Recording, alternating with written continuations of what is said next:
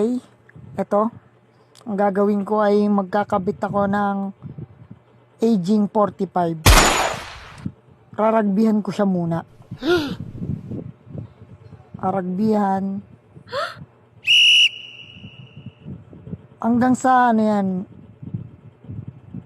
malagyan ko na lahat yan.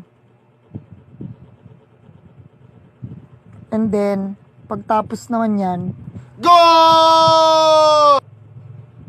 anong ko yan papatuyuin ko. Pero medyo mabusisi pero tiyaga-tiyaga lang muna. Yan.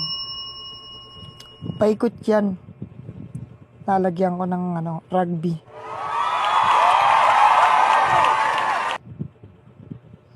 Ang gamit ko palang rugby dyan ay boostik.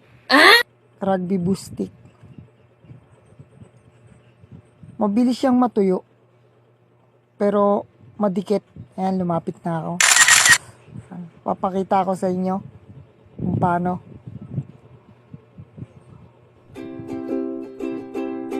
Nalagyan ko na yung loob niyan paikot.